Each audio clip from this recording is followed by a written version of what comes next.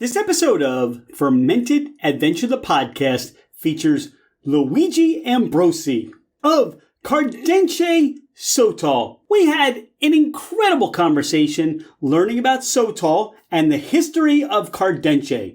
Make sure you reach out to Luigi and Cardenxe and let them know what you thought about the podcast. Cheers!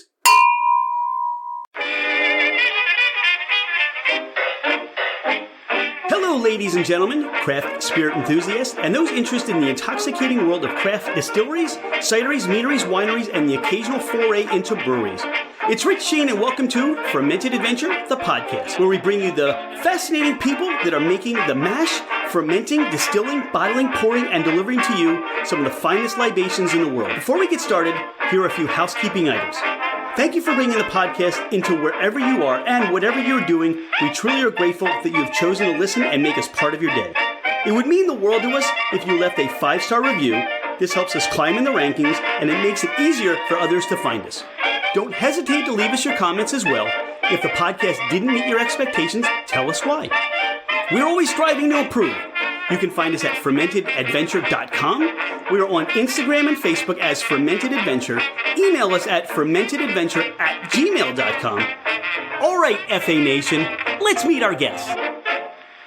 He's Luigi Ambrosi. I'm Rich Shane. This is Fermented Adventure, the podcast. Luigi, welcome to the podcast.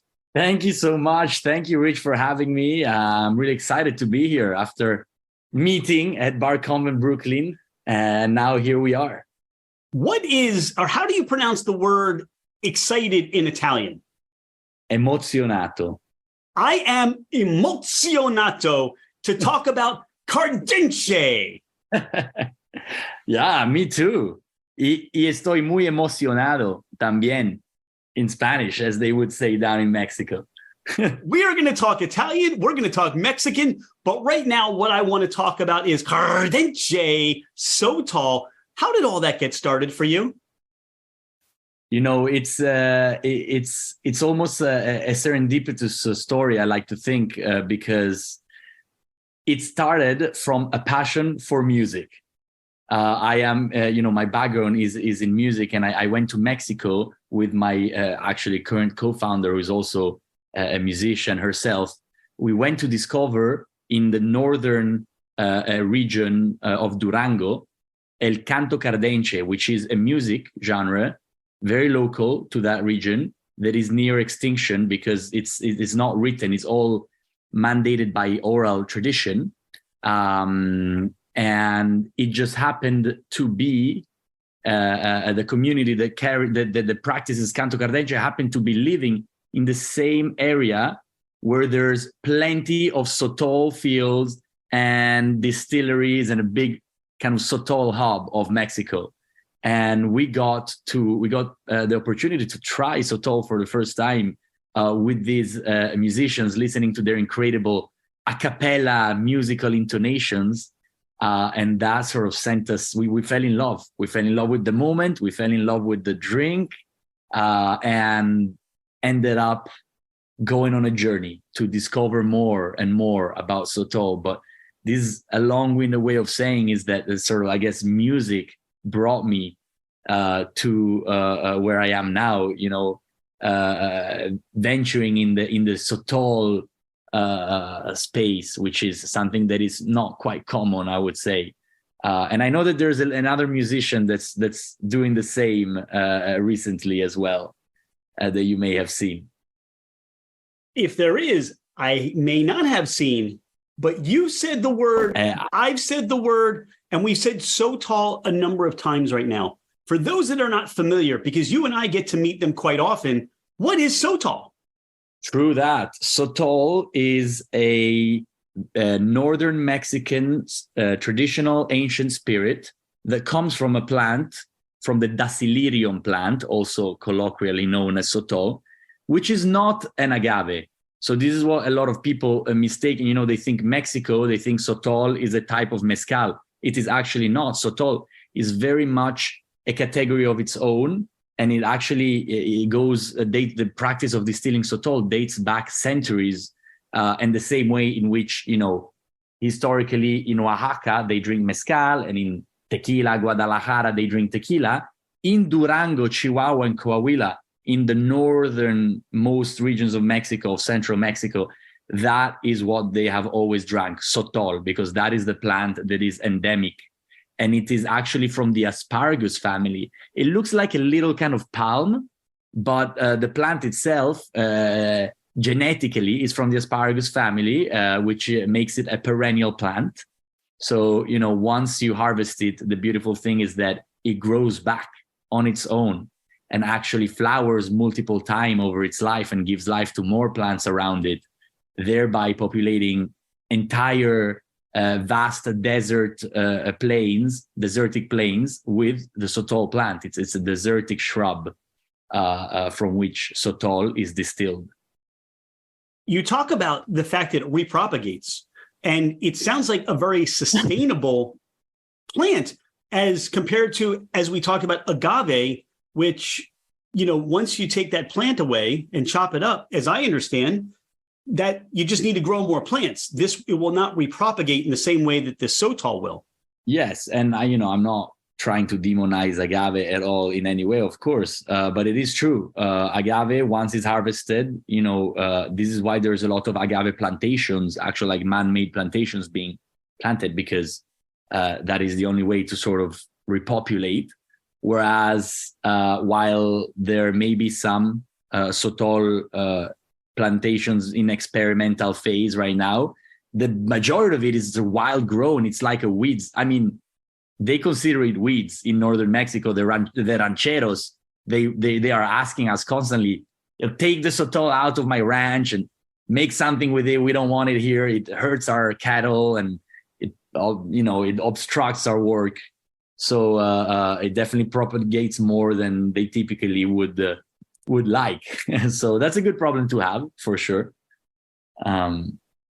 Luigi, what fascinates me about the Sotol is the understanding that what you mentioned, all right, this is a weed to some people, and to others now, this is just pure deliciousness that when you have it for the first time, maybe you hear about it, or as we have done, we find you at a booth at Bar Convent in Brooklyn, and we get introduced to the whole story. Now, I didn't know about the musical background part of it, but it's that experience that you have when you try something that your mind is saying, wait, it's Mexico. It's supposed to be tequila or mezcal or agave or something like that. And now you're telling me it's something different. Mind blown.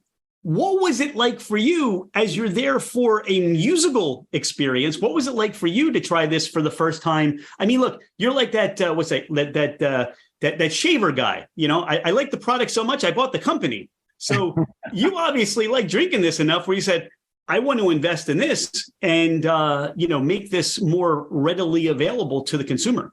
Definitely. I mean, look, I'll tell you, the full experience was, almost transcendental. I was, listening at almost sunset in this oasis in the middle of the desert where there's a river flowing through the desert. It creates like a little oasis with these old musicians it is an a cappella, very intense, very visceral music. El canto Cardenxe, actually, so the meaning of the word Cardenxe, which is the name of my brand of Sotol, after I decided to name it because I love the meaning so much, which is the act of releasing your deepest emotions. So these singers, they sing as a cathartic means to express their feelings of love, of sorrow, of trouble, of fun, as long as they're bottled deep inside, they want to let them out through the song. Now I have to ask, can we hear some of this Cardenxe, this music? You can find it, actually, there is on Spotify. You can find it, or on YouTube or on Spotify. Definitely look Canto Cardenxe, and it's a beautiful, beautiful music. And I was there listening to this in the intensity of this song, drinking their local drink of choice, and I had this moment where I realized that even just this drink with its unique aroma and its unique effect, because I wouldn't consider the effect of Sotol a necessary upper, like people say. It's more of like a mystical high. It's like you're drinking it and you feel cozy and connected to one another. It helps people really open up. So kind of almost was complementary to the moment of unleashing your deepest emotions, unleashing all your feelings into music and taming them with the Sotol drink. And as we joined the song, me and my co-founder, I mean, not obviously attempted, it's not at the end of the song, they wanted us to sort of join in, but it was just this incredible experience, which is why I try to organize a lot of musical experiences through which people can discover Sotol, and not just parties, but just actual discovery moments of a music and a drink, as it did for me, and hopefully recreates the same effect. I love, like, you're telling this story, and I see your whole face changes and you light up and the big smile comes to your face. When you share the Sotol, like you talked about it, like it's through music, it's through the flavor, it's through the experience. And you're a very creative, expressive guy yourself. So I think this fits very well. What's it like for you? I mean, we just met at Bar Convent in Brooklyn. What did Bar Convent mean for you? And what was it like to actually share and introduce people to Sotol that may have not had that or the Cardenxe that you offer? No, I mean, for me, it was an incredible opportunity because for different reasons, a little bit. I had, for example, the Bar Convent Brooklyn was just 2 weeks after Cardenxe, my brand of Sotol, hosted the first ever Sotol cocktail competition in the US. And it was hosted in New York with a lot of industry people that attended. Hundreds of industry people came, 7 of them participated in the actual contest, but many people came to watch it. And that created a kind of ripple effect through the industry that translated into people actually coming to seek out Cardenxe at the fair because they heard about it from their bartender friends who attended the cocktail competition. So that was, perfect timing, which not even planned like that, but it worked out perfectly. And actually the winners of the contest are coming to Mexico, to Durango, to visit one of our distilleries or more to visit several distilleries and learn more about the world of Sotol and the world of Cardenxe. So that was very great for me. I got to meet a lot of industry people of different types. I got to meet you, which was one of my highlights. And I also had the opportunity. There was one of the bigger kind of alcohol conglomerates, Pernod Ricard, actually now launched their Sotol. And the musician I was talking about also is Lenny Kravitz, who they brought on as kind of like the brand face, a celebrity brand in their brand. And so it was a great opportunity for having 2 different types with 2 different flavor profiles actually together at the show to reinforce the notion in people that the Sotol category is not just, me, Luigi, hanging out and serving cocktails, but it's actually something that is sort of here to stay, and it's growing more and more and solidifying, finding its place in the market and in cocktail bars and in the lives of people. What I hear through the whole conversation of, all right, there's another brand doing Sotol. There are other opportunities in the category. You have the terroir, the provenance of where the Sotol is being grown, but it's so much that adds different flavor. Look, it's like you can take the same mash bill of whiskey and make a bourbon, right? But then you've got the barrels and the yeast and, the entry proof and the exit proof. I mean, so Sotol as a category, there's so many nuances that you can create through the distillation process, through all that you do before you put it in the bottle. So it sounds to me like this is, there are different categories, or there are different types of mezcal. There are different types of tequila. I mean, we learned from last year meeting at Bar Convent Brooklyn, we met Revel Spirits, which is an Avila, which is a totally different category of that. Now that's an agave, as I understand it. But look, you break down Mexico, and then you have these little pockets, these little regions that are doing, things, as you said, with a weed in South Jersey, here in New Jersey, where I grew up. it's dandelions. So they make wine out of dandelions. And I'm sure in Italy, where you're from, there are certain things that you start to, add and make a spirit out of, or some sort of a wine or something. It's totally different. So it's exciting to see that little pocket in this world of something that Sotol is becoming a more popular, more recognized category in itself, which sounds to me like this is something that can, you become more of an aficionado, a collector of Sotol, just as you would other different spirits. Of course. And, and that is really the aim here, to bring back the art of distilling Sotol. And the reason I say bring back, just to give you a quick sort of brief history of this product that we've been talking about, people may not know it now, but as I mentioned earlier, it has been around for centuries, very local in the northern regions of Mexico. But during Prohibition, this is a fun fact, during the Prohibition, because, these Mexican states are at the border with Texas, it was being smuggled across the border together with whiskey by the bootleggers. And it was being sold in all these Prohibition cocktail bars, perhaps not as Sotol, perhaps it was just clear spirit, give me alcohol. During Prohibition, people just wanted their fix at some point. And it was just a clear spirit, may or may not have been known as Sotol, but actually Al Capone himself was purchasing from the grandfather of my current distiller. So during the crackdown of Prohibition, the authorities came down to Mexico and forced these distilleries to close shop.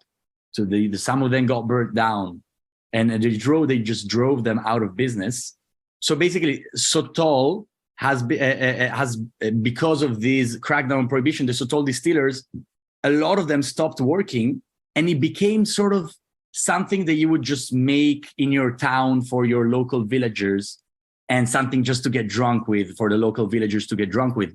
And it sort of gained a little bit of a negative stigma of, just being that thing that my neighbor gets drunk with because there's not much to do in the village. But through time, the newer generations have actually realized the value of the heritage of a product like Sotol, and they want to share it with the world. And I am one that wants to also share it with the world and help these young distillers, third, fourth, fifth generation distillers carry on their family history tradition. And that's a little bit the abridged story of Sotol.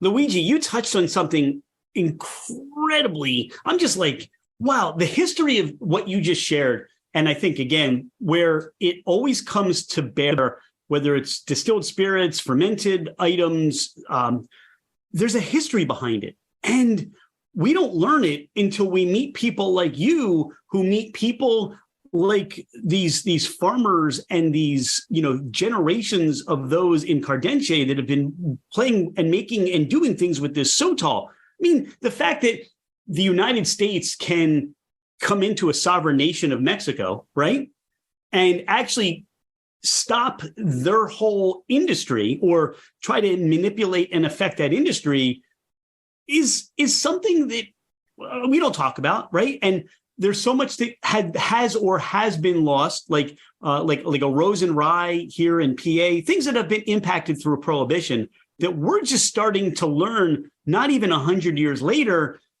but that they kept this tradition alive, and it became so many different things, as you talked about. The one thing that really comes out of this is I want to do a whole podcast segment on the impact, because I think we hear more about the Canadian side of things when it comes to whiskey, but we don't hear enough about where things from Mexico, how things produced or were kept in business, or what happened in Prohibition in Mexico. I don't think we know that story enough. We don't know the full story. That is actually something I'm diving more into, and stay tuned, because we are going to launch National Sotol Day tied to a Prohibition event very soon. Now that you mention it, we have to be tied into that, and it can't happen without it. No, of course, and I will let you know as soon as it's more developed. But you actually said something very interesting when you mentioned rye, because I actually do equate, obviously not in flavor profile, but in kind of like context, I do equate a little bit rye and Sotol, because both of them are sort of the underdogs of a wider category of spirits. Rye being to the whiskey world, it's kind of like, I think the Sotol is to the world of Mexican spirits what rye is to the world of whiskey. Something ancient that used to be used during Prohibition a lot and that sort of got lost over time a little bit and is now making a comeback. And that's is very interesting. You touched upon that. I couldn't wait. I did open up this bottle that you were gracious enough to share with us. Now, this is the Cardenxe Sotol La Sierra. Yes, La Sierra. All right. Now, talk about, are there different expressions that you do with the Sotol, or is this the one? Talk about the variations, if there are any. Yeah, my concept behind the brand is to make a terroir-driven brand. And why is that?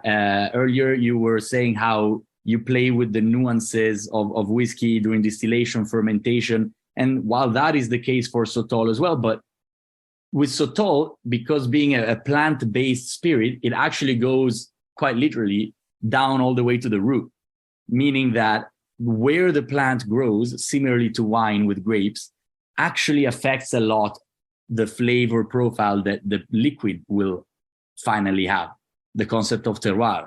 And that is something that we discovered in our journey when we left these musicians to go taste the Sotol around northern Mexico. It was a journey that lasted 3 weeks, learning how to, all the different nuances and how to make it and so forth.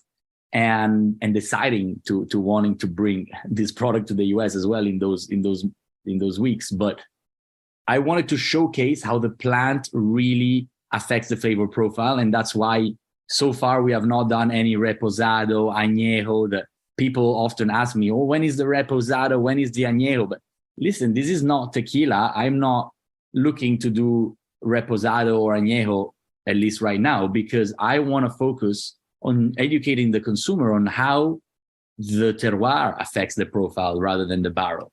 And so you have Sotol de la Sierra, which you're drinking now.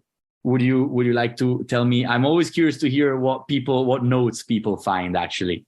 Pardon the interruption. If you like what you hear, if you love what you're hearing, please share the podcast. Please take a screenshot of the podcast, post it on your social media, tag us, just to let everybody else know about Fermented Adventure, the podcast. We'd be grateful for your help to grow our podcast.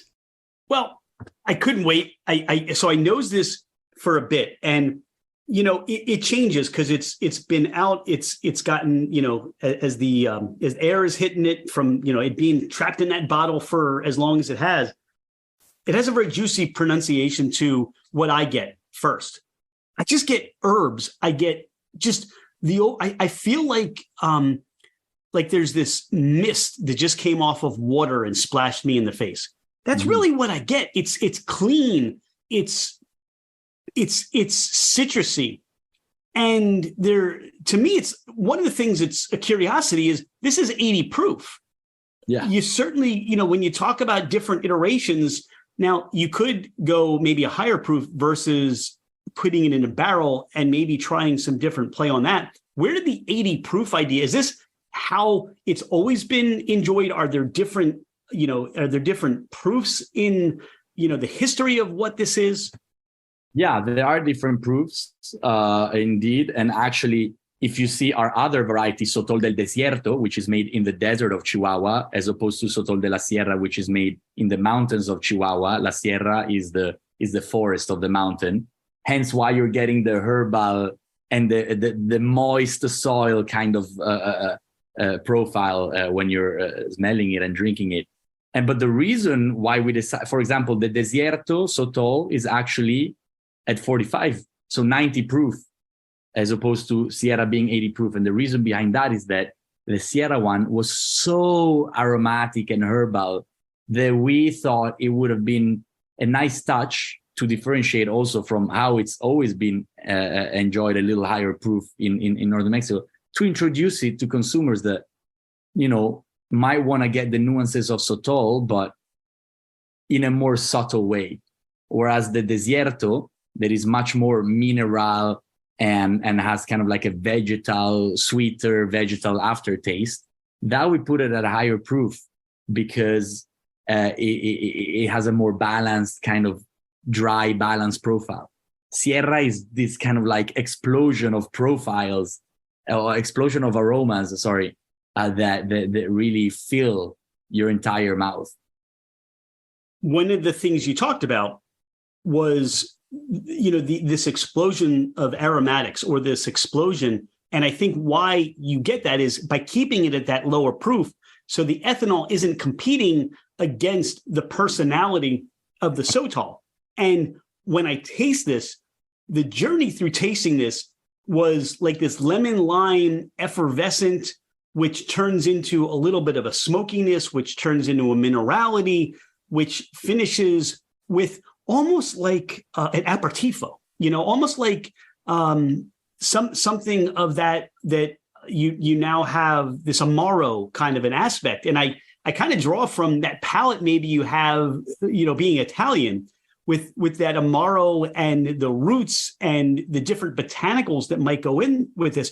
At 80 proof, this can stand on its own in a cocktail. And this could also be, you add a little bit more just to be that vehicle to up the game of whatever that spirit is that's the main, contributor to that cocktail.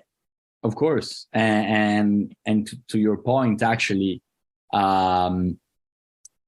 Sotol does go, in fact, pair very well in cocktails with other bitters and aperitifs and Amaros, in a Negroni or a green, or with green chartreuse in a last word. Actually, it fits in a lot of gin cocktails. And I actually do think that Sotol is somewhere in between mezcal and gin. And it really sort of has these botanical elements that help it be a great sipper, but also a great cocktail, a nice and balanced cocktail component, actually. I could definitely there's so many ways to enjoy this. And I'm so grateful that you not only just went to Cardenxe to discover the musical history, but now you brought back this product to share and to sing its praises with the world. What has it been like for you to build this product, meet with the distillers, and to say, hey, let's put you got this wonderful fun label, which I'm sure you can tell me more about, but what's it been like with them and say, hey, we're going to bring this to the world. This is a business for us now. Yeah. I mean, look, I think it's all very exciting. It's obviously a little bit of an uphill battle we're all fighting together because we are in the process of relaunching a category that, frankly, most people don't really know about right now. And curiosity is that not just in the US, also in Mexico, if you go south, Mexico is a massive country, but if you go in the south of Mexico, people don't know what Sotol is. Even in Mexico City, there are plenty of people that don't know, and there's a lot of people that do know, of course, but it is a category that outside of its region of where it's produced, it's something that is being rediscovered now. And we're all really trying to keep the best practices possible to make it, a consistently pleasant experience to drink Sotol, i.e., none of us in Mexico, at least, I know there's other people that like to do industrial made Sotol, but we are really trying to push artisanal Sotol that conveys the flavor profiles of what Sotol is supposed to taste like. Because if you go and you make in an industrial facility, distill it 6 times, then you lose all the profiles that make Sotol the beautiful drink that it is. But also, we are Cardenxe itself. We wanted to, come out with a nice concept, with a fun label, as you say, that people can recognize the bottle from. At the end of the day, we did not want to have a classic stick-on label with the name looking very artisanal, because I feel that people might confuse it with another mezcal or another tequila that's just on the shelf. We wanted to give it this very green color, first of all, to convey, even to the bottle tint is green, because we want to convey that is a much greener flavor profile, a much more vegetal flavor profile that you can expect mentally. And then also we wanted to design this beautiful kind of artwork on it to make it hopefully an iconic bottle within this world of spirits that people recognize. You know, almost like when Patron came out, and it's like, I don't know exactly what I'm drinking, but it's that bottle that looks like that, and it's delicious. And I'm talking, 20 years ago, however long, 15 years ago, when I discovered it in Europe. Everything comes later in Italy, but yeah, that's sort of how we're trying to do it. And of course, we have an amazing community of passionate bartenders across all the US that has come with us behind the cause. They are super eager to push the new product and create cocktails with it. So I do have to thank them as well. And I hope that they keep on being as excited as I am about it in the years to come. I think they will be. But yeah, I think it's important to create occasions in which people experience it, both in the bar and in special events. So when you look for this bottle, you are going to see that green tint. You're going to see a figure of a woman. And I get the sense from our conversation, it's from that mountains to desert. She kind of flows down from the mountains into the desert, and you've got this orange base of what appears to be that Sotol plant, but it also comes out to be this orange, almost looks like a heart in a way. So you're really talking about the heart of the mountains and the desert, at least if I interpret the artwork there. Yeah, you're totally actually. And disclaimer for the listeners, I did not inform Rich of this, but you totally got it. And I'm so happy that it transcends the message. Yes, we want to represent the terroir. Well, first of all, we want to represent the Cardenxe singers, and that woman is one of the singers. You'll see other figures on the bottle as you turn it around, and because it's three main singers right now, a woman and two guys, and then there's more obviously in bigger kind of. But in the Sierra, we have the woman with her long hair turning into the mountain and conveying that message of the mountain, whereas in the Desierto, what the hair is actually turns into sand dunes of the desert. And actually in the third variety, which we're launching now, is called the Pradera. And it has its own little twist on the Cardenxe story. Pradera is from the prairie, actually comes from the prairie of Durango. So that's going to be coming out in the fall. It's going to be our third SKU. And I will say that the heart of the earth and the plant is what we're trying to convey, the heart of it, and also the love that you express through the Cardenxe music and through the act of drinking Sotol, the love for one another, the human connection that you feel, that you crave once you're experiencing the high of Sotol. Really a catalyst of connections with other beings around you. It's a beautiful thing. What I find to be special about this, Luigi, is that you're taking just one plant, but because of the different areas that you're cultivating, harvesting, and then distilling into this product, you're getting three different profiles. And we talked about, look, you don't need to do a reposado. You don't need to do an añejo at this moment. That may be in the future, because look, as you develop raving fans, as you know, we all want to have, the ability to satisfy their craving and give them more, and just have them go out and say, wow, this is even better than I could have expected, right? Mm-hmm. But you really take one product and you get three different expressions out of it, with the mountains and the desert and the prairies. I think that's very special about this Sotol. I think so too. This is one of the things that excites me the most. And, I think now, come September, when we launch our third, we'll push the brakes a little bit and try to have people really try to decide which flavor profile they prefer on which occasion. And then maybe, but in the future, the plan is to have even more expressions with different nuances that come from different sort of terroirs. But for example, the way in which I like to drink Sotol del Desierto is in a cocktail, well, either on its own, if I'm like going all night drinking, or in a cocktail. Whereas the Sierra for me is a much more kind of like almost digestive experience, actually, an aromatic sort of post-dinner digestive. But I wouldn't want to drink Sotol de la Sierra all night, because then, you know, I ruin the beautiful kind of unique flavor experience that you're getting from that one moment that you're sipping it neat. I'll start maybe after dinner with the Sierra, and then I'll move on to the Desierto to you know, fuel my drinks and my night. I'll tell you, as I've been sipping this, as we've been discussing the Sotol, as I've been allowing it to just rest in my mouth, right now, what I get is this grassiness. So we go back to that comparison maybe to rye. You talked about the vegetable essence, and I don't know why I keep going back to like a little bit of like this, not the sweetness of a carrot, but the earthiness of a carrot that I get in the flavor profile.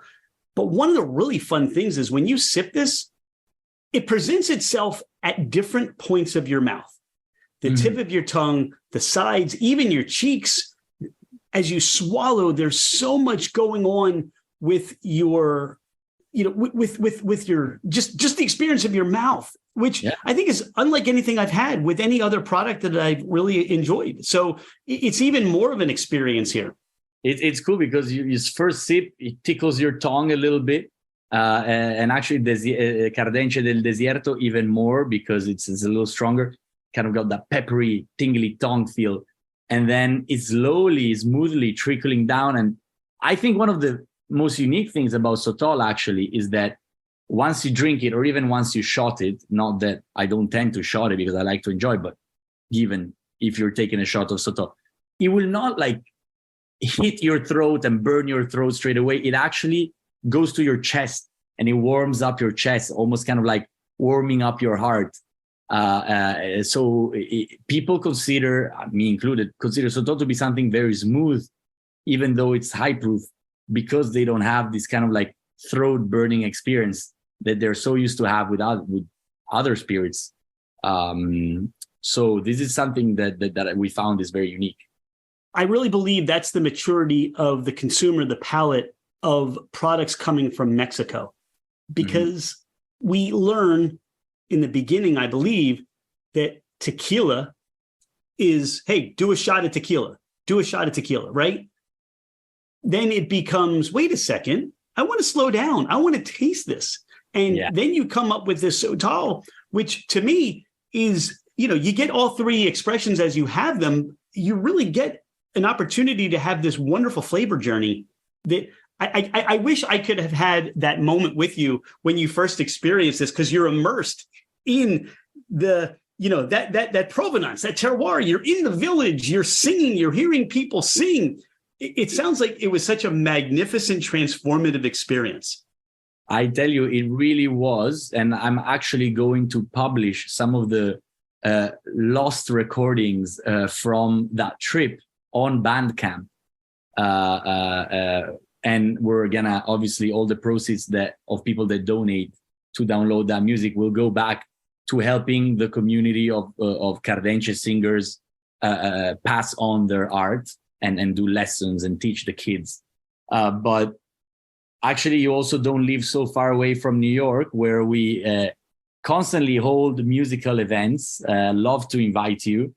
And for those who I don't have your direct contact, you can actually go on our Instagram. In the link in bio, we publish on a weekly basis the musical events that we are kind of not just supporting, but also actually producing, so that we can all experience the music and the Sotol together. So you talked about where people may be able to find this Cardenxe, this music, but where can people find your bottles? Where can people find the Sotol? We are currently, well, all of you can certainly find it online via our website or our Instagram. You can go and it'll lead you to the online store. But right now you can find us in stores in New York City, Manhattan, Brooklyn, Queens, you name it, you can find us. And then you can find us in Austin, Texas, in stores, in restaurants, in bars. Actually, in New York, we have a lot of very nice cocktail bars in which you can experience the cocktail as well. The cocktail with Sotol. We are also in Florida, in Tampa, and in Miami. So these are some of our most prominent markets. Little niche where we are is also, I will say, Arkansas. And that's also kind of like a serendipitous event because we got involved with a new music festival of arts and music, actually, which is called Format. FORMAT is coming up in September. And it's an incredible art installations and musicians of all sorts. And we are one of their beverage partners. We were also last year with a beautiful booth and activation. And that led to actually Sotol being enjoyed in Arkansas as well. Well, as people learn more about your Sotol and they learn more about Sotol in general, and they look out for that Cardenxe, I think it's, like you said, it's a category. People will go to a bar and they will ask for Sotol. They won't just ask for maybe that other agave spirit. And I think that's when you'll start to see this wonderful growth in that category, as we talked about. Luigi, is there anything that we haven't talked about today? Anything about you or Cardenxe that you want listeners to know? I guess, one could, me, Luigi, one could think, what is this mad Italian doing slinging Sotol? I definitely want to say that I'm someone who became so passionate about not just the product, but the actual cause of reviving something that was lost and relaunching this trend into the world at large. Which I think is a mission that transcends everything. It's, the beauty of being able together, and not just me, but me, the bartenders that support us, the community of drinkers that are brave enough to either go and ask for Sotol at the bar, or maybe they walked into a bar, they asked for a mezcal, tequila sort of thing, they don't really know, and end up being recommended Sotol and taking it. The early adopters, we are all together crafting this movement. I think Sotol is not just a drink, it's a movement. And, Rich, you will be there in 5 years when everybody's drinking it and you'll be saying, yeah, Sotol, man, I was drinking that 5 years ago. And what are you talking? You're trying to push me? You think it's something new? No. Luigi really was the one that got me hooked on Sotol. And, I'm a brand ambassador for Cardenxe. And, but to your point, you're right. That, look, I don't discount those people that get excited by having this or something like this for the first time, because they're going to be the megaphones that say, you got to try this. And you know what? So I've been drinking it for 5 years. But the beauty of it is now you're drinking it too. Exactly. You're along on the movement. I love it. It's spreading. It's a movement that's spreading, that's growing. And it's a beautiful thing to see it unfold. So I'm very grateful to all the people that are part of it. Well, I'm grateful for your time today. I'm grateful that you've become a friend of Fermented Adventure. We can't wait to meet with you again in person, maybe in New York. Maybe we'll drive down to this Format in Arkansas or wherever we may find each other. Can't wait for just the continuation of this movement to grow, and appreciate your time today. And just, this is one of those things that for Dawn and I and our Fermented Adventure that, look what we get to, we get to meet people like you that are bringing Sotol and Cardenxe to the masses. And wow, it's so much fun for us. So thank you for bringing that to us. Oh, thank you. Thank you for enjoying it with me. And I very well hope to see you soon. All right. We've got it. So there's that, we just finished July 4th, the holiday, Independence Day. And there's that Kate Smith, God Bless America. I know she sang it. She was famous for it. But I get this thing ringing in my head, because from the mountains to the prairies, right? It's like God bless Cardenxe, from the mountains to the desert to the prairies. Thank you. That's cool. It's just musically, I think, look, I can't play, I can't sing, but lyrics just pop into my head. It's all good. It's a beauty. You're a poet at heart. And I think I can attribute that a little bit to you having a few sips of Cardenxe yourself. Help you unleash your deep emotions. Yeah, look, I love that. It just becomes this orgasmic flow of emotion. Whatever's bottled up in comes out. I love it. Thank you so much, Rich. Thanks, Luigi. Cheers. Bye.